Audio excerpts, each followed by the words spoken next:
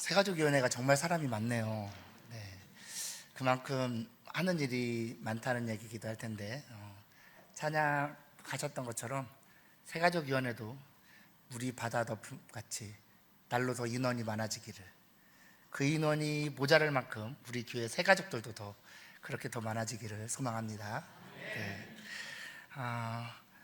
리딩 지저스 성경 읽기 잘 참여하고 계신가요? 네, 이번 주가 레위기 차례였는데요. 읽을만 하셨나요? 보통 성경 읽기를 할 때 가장 먼저 만나는 벽과 같은 말씀이 레위기가 아닐까 싶기도 한데요.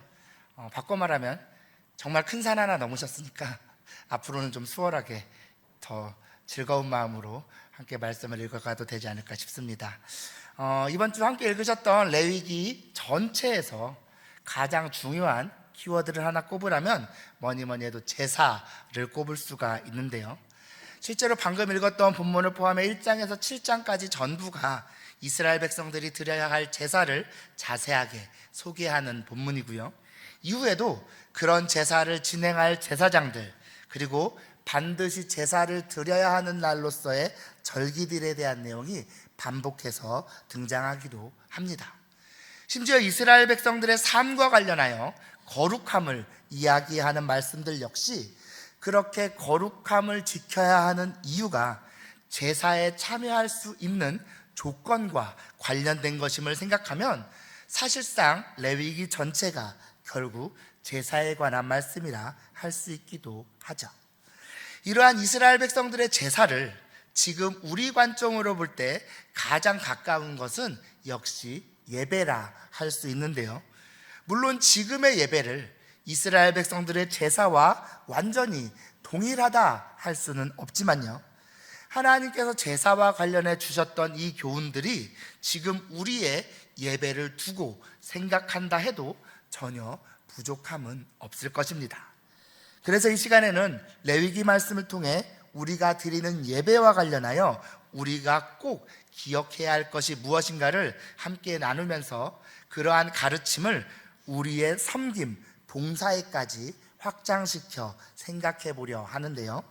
바라기는 오늘 말씀을 통해 우리가 드리는 예배, 우리가 드리는 섬김이 하나님의 뜻, 하나님의 마음을 담은 하나님을 중심에 둔 예배, 하나님을 중심에 모신 그러한 섬김이 될 수 있기를 소망합니다. 그렇다면 레위기 말씀을 통해, 특별히 오늘 말씀을 통해 우리가 우리의 예배와 관련하여 기억해야 할 것이 무엇이냐? 첫 번째는 바로 예배는 하나님의 부르심이라는 사실입니다. 예배는요, 우리가 원한다고, 우리가 필요하다고 드리는 것이 아니라 하나님의 부르심이 있을 때야 가능한 일이라는 것이죠. 방금 읽었던 레위기 1장 1절 말씀을 원어인 히브리어 말씀으로 보면요, 히브리어는 참고로 글 읽는 순서가 우리와 반대입니다. 그래서 여러분 보실 때 윗줄 왼쪽에 보면 빨간색으로 한 글자 딱 돼 있는 게 있죠. 그 단어는 사실 한글로 번역되는 과정에서는 빠져 있습니다. 그게 무슨 단어냐? 바로 그리고 혹은 그래서라고 번역할 수 있는 단어인데요, 이러한 접속사와 함께 레위기 말씀이 시작한다는 것은 이 레위기가 하나의 별개의 성경으로 기록되었던 것이 아니라 레위기 앞선 성경인 출애굽기와 연결되고 있는 것임을 의미합니다. 사실 레위기만 그런 것이 아니고요, 출애굽기나 레위기 다음인 민수기도 동일하게 이 단어 그리고라는 단어로 시작해서요, 결국 구약의 첫 번째 5권을 가리키는 모세오경 중 신명기를 제외한 창세기, 출애굽기, 레위기, 민수기는 원래 하나의 긴 성경으로 기록되었음을 알게 하기도 합니다. 그래서요, 우리가 오늘 본문을 포함해 레위기 말씀을 제대로 이해하기 위해서는 사실 오늘 본문 직전 출애굽기 마지막 부분의 내용 역시 함께 살펴볼 필요가 있는데요, 여러분의 성경을 한 장 앞으로 넘겨 오늘 본문의 바로 앞선 본문인 출애굽기 40장 말씀의 내용을 잠시 살펴보면요, 출애굽기 40장은 하나님께서 모세를 불러 성막을 지을 것을 명령하시는 것으로 시작합니다. 이때 성막을 어떻게 지을지, 그 성막에서 하나님을 섬길 제사장들은 어떻게 세울지에 대해 하나님께서 아주 자세하고 꼼꼼하게 명령을 주시는데요, 그러한 하나님의 명령에 모세와 이스라엘 백성들은 더 철저한 순종으로 응답합니다. 어느 정도냐? 성막을 제작하는 과정마다 그들의 순종이 기록되어 있어서요, 출애굽기 40장 말씀에서만 여호와께서 명령하신 대로 라는 표현이 무려 8번이나 등장할 정도로 그들은 성막을 지으며 그야말로 철저하게 하나님의 말씀대로 행하는 모습을 보여줍니다. 그리고 그렇게 모세와 이스라엘의 순종의 결과로 마침내 성막이 다 만들어졌을 때 어떤 일이 일어나느냐? 출애굽기 40장 35절 말씀 하반부에 이는 구름이 회막 위에 덮이고 여호와의 영광이 성막에 충만함이었으며 하는 것처럼요, 성막에 구름이 덮이고 여호와의 영광이 성막을 가득 채우게 됩니다. 무슨 말이냐? 지금 하나님께서 그 성막에 친히 임재하셨다는 의미이고요, 이 말은 지금 모세와 이스라엘 백성들이 지은 이 성막이 성막을 짓도록 명령하셨던 하나님의 기준을 충족시켰다는 것이죠. 여러분, 여기서 잠깐 우리가 지금 성막 이야기를 하고 있는데요, 여러분, 성막이란 것이 원래의 용도가 뭘까요? 하나님께서는 왜 이스라엘 백성들에게 성막을 짓도록 하셨을까요? 그것은 바로 하나님께서 당신의 백성들과의 만남의 장소로 삼고자 하신 것인데요, 처음 세상을 창조하셨을 때 에덴 동산을 지으시고 그곳에서 아담과 하와를 만나셨던 것처럼 하나님께서는 당신의 백성들을 만나시고자, 혹은 하나님의 백성들이 하나님께 나아오고 하나님을 찾아오기를 원할 때 그렇게 할 수 있도록 특별하게 구별한 장소가 바로 성막인 것이죠. 여러분, 그렇다면 한번 생각해 볼까요? 하나님께서 당신과 당신의 백성들 간의 만남의 장소로서 성막을 짓도록 모세에게 명령하셨고요, 모세는 그 성막을 하나님의 명령에 철저하게 순종하며 지었습니다. 그리고 그렇게 지어진 성막에 하나님의 영광이 임하는 것으로 지금 이 성막이 하나님께서 말씀하신 그대로 합당하게 지어졌음을 하나님께서도 인정해 주셨습니다. 그렇다면 그 다음에 이어져야 할 내용은 무엇일까요? 성막이 제대로 지어졌고 하나님께서 그 성막에 임재하셨으니 그 다음은 성막의 원래 용도대로 그 성막에서 하나님께서 모세나 다른 제사장들을 기쁘게 만나셨다는 내용이 나와야 하지 않을까요? 그런데 실제로는 어땠을까요? 우리 출애굽기 40장 35절 말씀 함께 읽어볼까요? 함께 읽겠습니다. 시작. 모세가 회막에 들어갈 수 없었으니 이는 구름이 회막 위에 덮이고 여호와의 영광이 성막에 충만함이었으며. 아멘. 놀랍지 않나요? 성막 건축의 총책임자였던 모세조차 그 성막에서 하나님을 만나기는커녕 성막에 들어가지도 못합니다. 왜요? 하나님의 영광이 거기 충만해서요. 무슨 말이냐? 원래 우리 하나님은요, 죄와 함께 있으실 수 없으시기에 죄를 가진 사람이 하나님 앞에 서면 하나님께 공격을 받을 수밖에 없는데요, 그래서 지금 하나님이 임재하신 그 성막에 모세조차 들어가지 못했던 것입니다. 여러분, 보통 사람도 아니고 그야말로 철저하게 하나님의 말씀에 순종했던 이 모세조차 성막에 들어가 하나님 앞에 설 수 없었다는 건요, 사실상 세상 그 누구도 감히 하나님 앞에 나아갈 수 없음을 의미합니다. 그야말로 세상의 그 어떤 사람도 그 어떤 노력으로도 감히 하나님 앞에 설 수 없다는 것, 그 정도로 모든 사람은 철저하게 죄인일 뿐이고 죄인과 하나님 사이에는 결코 극복할 수 없을 만큼 머나먼 간격이 있음을 보여주며 출애굽기 말씀이 끝나고 있는 것이죠. 만약 여러분이 이스라엘 민족이라면, 그래서 지금 출애굽기 40장과 같은 상황을 마주쳤다면 여러분 어떤 생각이 들었을까요? 역시 안 되는구나. 결국 어떻게 해도 우리는 하나님한테 갈 수 없구나. 우리는 하나님과 함께 할 수 없구나. 결국 죄인은 죄인, 하나님은 하나님일 뿐이구나. 쉽지 않았을까요? 그럼 이제 어떻게 해야 될까요? 그 어떤 노력으로도 도무지 하나님께 나아갈 수도, 하나님을 만날 수도 없는 이 절망적인 상황에서 이대로 하나님을 만나기를 포기해야만 하는 것일까요? 그런데 여기서 놀라운 일이 펼쳐집니다.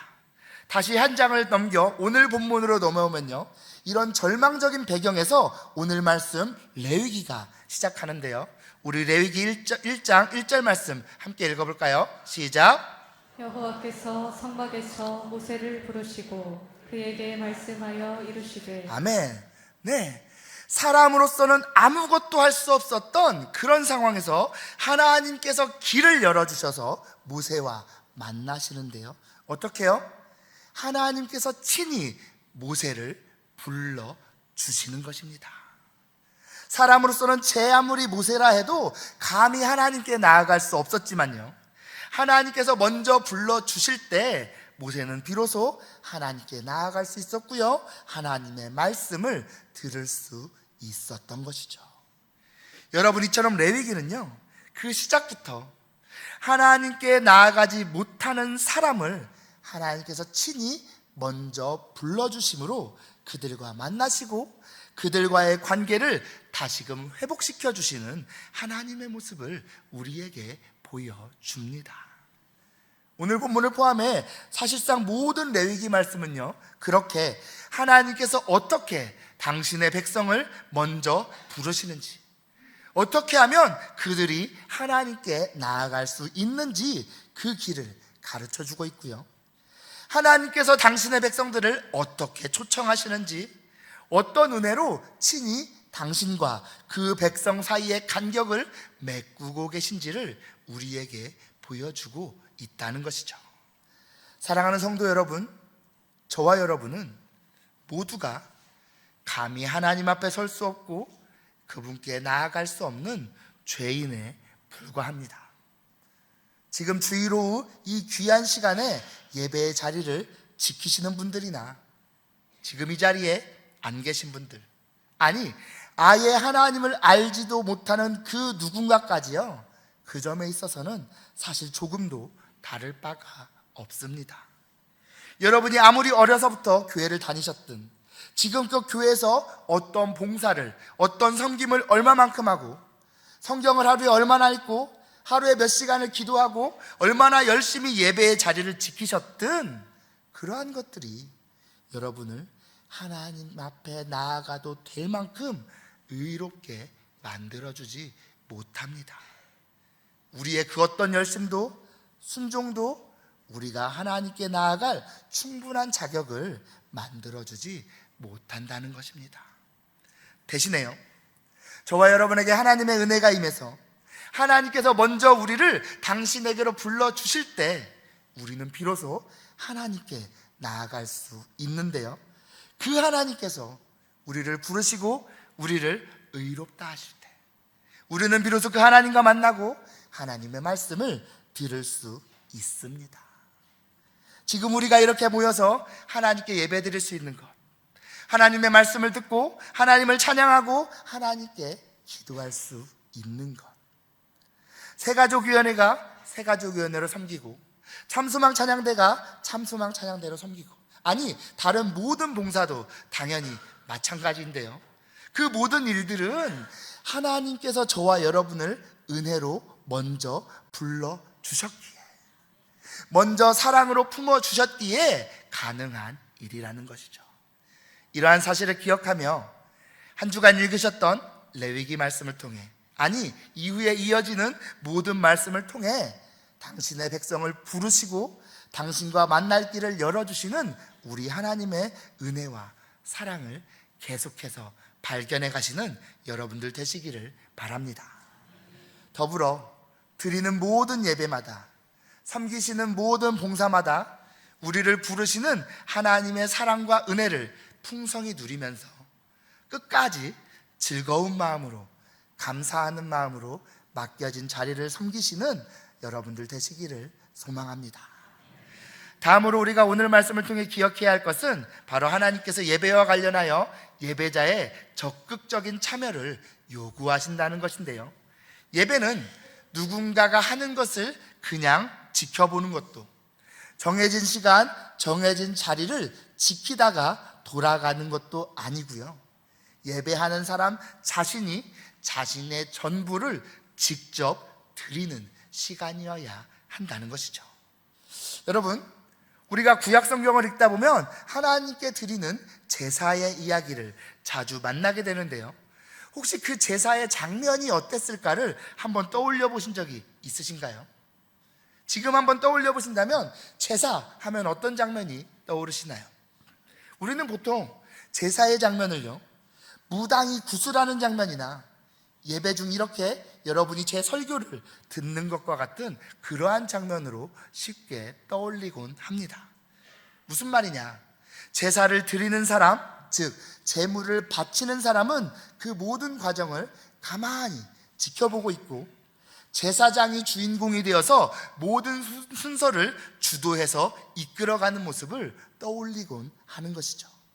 그런데요, 오늘 본문을 포함해 제사를 소개하는 레위기 말씀을 보면요, 의외로 제사장은 아주 제한적이고 수동적인 역할만을 담당하고요, 하나님께 제물을 바치는 사람이 적극적으로 대부분의 순서를 이끌고 가야 했음을 볼 수 있습니다. 무슨 말인지 오늘 본문을 통해 한번 살펴볼까요? 먼저 오늘 본문 4절 말씀 함께 읽겠습니다. 4절입니다. 시작. 그는 번제물의 머리에 안수할지니 그를 위하여 기쁘게 받으심이 되어 그를 위하여 속죄가 될 것이라. 아멘. 본격적으로 제사를 시작하기에 앞서서 그 제사를 요청한 사람, 제물을 가져온 사람이요, 하나님께서 그 제물을 받아주시기를 구하며 제물의 머리에 안수하는데요, 누가 했다고요? 제사장이 아니라 제물을 바치는 사람이 합니다. 다음으로 5절 말씀 볼까요? 5절입니다. 시작. 그는 여호와 앞에서 그 수송아지를 잡을 것이요 아론의 자손 제사장들은 그 피를 가져다가 회막문 앞 제단 사방에 뿌릴 것이며. 아멘. 자, 이제 본격적으로 제물을 죽이고 있는데요, 그 제물을 잡는 일을 누가 하느냐? 제물을 바치는 사람이 직접 합니다. 제사장들은 그때 나오는 피를 가져다가 제단 주변에 뿌리는 일만 하죠. 왜냐? 제단은 거룩해서 아무나 함부로 만졌다가는 하나님의 공격을 받을 수 있기 때문입니다. 다음 6절과 7절도 함께 읽어볼까요? 시작. 그는 또 그 번제물의 가죽을 벗기고 각을 뗄 것이요 제사장 아론들은 자손들은 제단 위에 불을 붙이고 불 위에 나무를 버려놓고. 아멘. 여기 보시면 죽인 제물에 가죽을 벗기고 조각을 내는데요, 그 일 역시 누가 합니까? 제물을 바치는 사람이 직접 해야 합니다.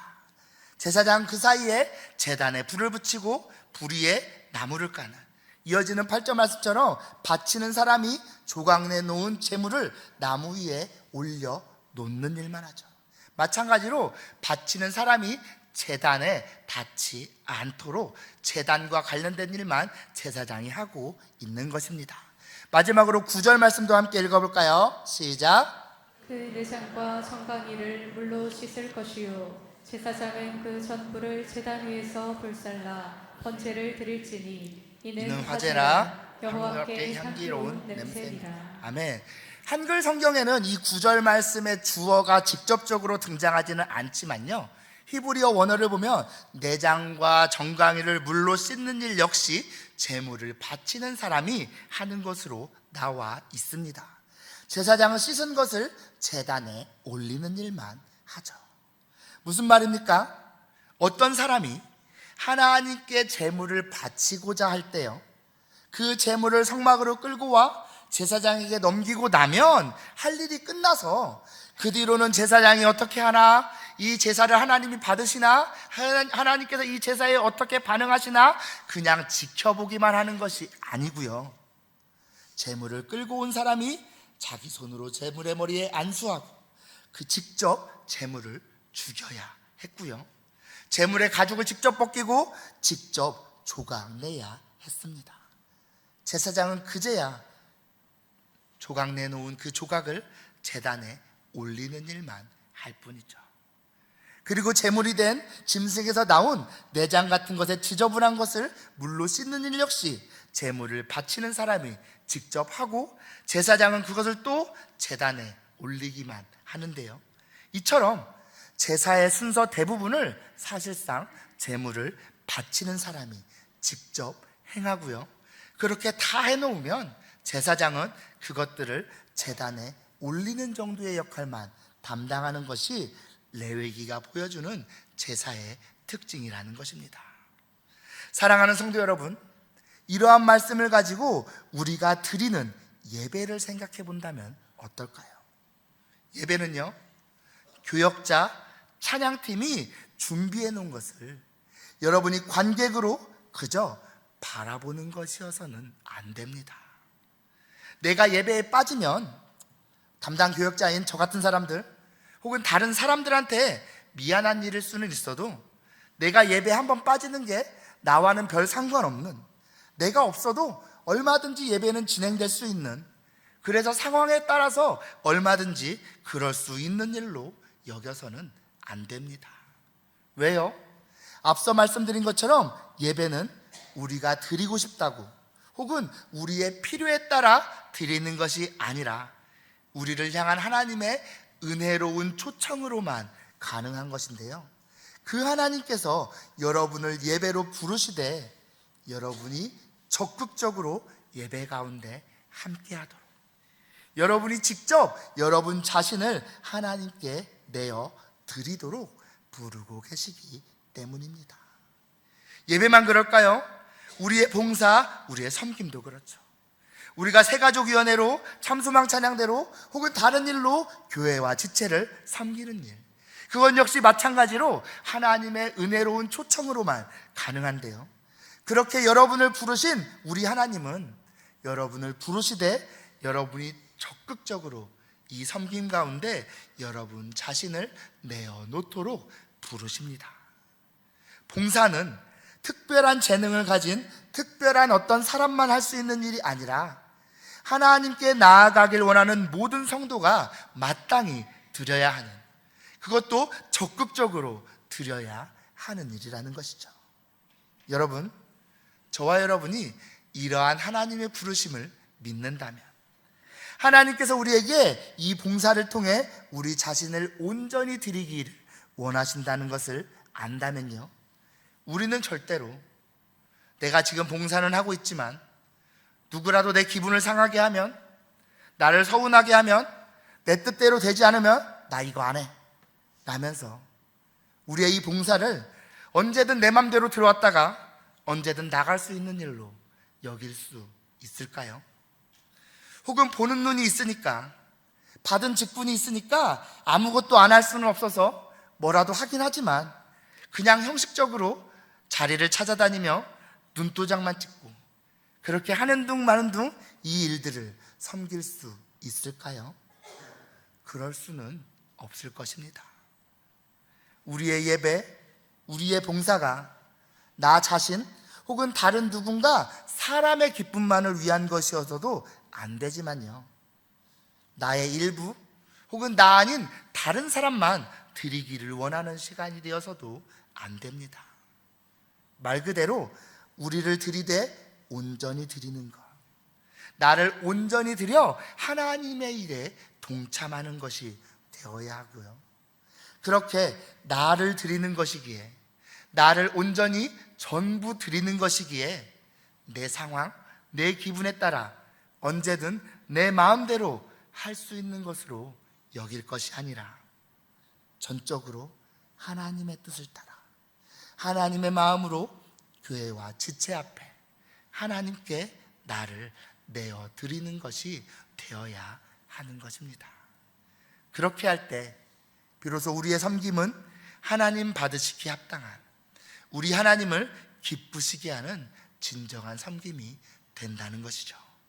이러한 사실을 기억하며 모든 예배, 모든 봉사를 소중히 여기되 기꺼이 그 예배 가운데 이 섬김 가운데 우리 자신을 온전히 드리며 더는 구경꾼, 관객, 적당한 섬김이 아니라 진정한 예배, 온전한 봉사로 하나님께 나아가는 저와 여러분, 우리 새가족위원회 다 되시기를 소망합니다. 이제 말씀을 맺겠습니다.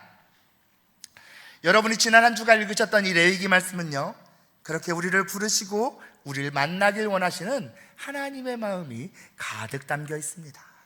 그 마음을 기억한다면 하나님을 만나는 모든 자리마다 저와 여러분이 먼저 간절히 원하고 기대하며 나오는 자리여야 하고요, 혹여라도 우리를 향한 하나님의 부르심, 하나님의 은혜에서 소외될까 싶어서 날마다 더 적극적으로 참여하고 함께하는 자리여야 합니다.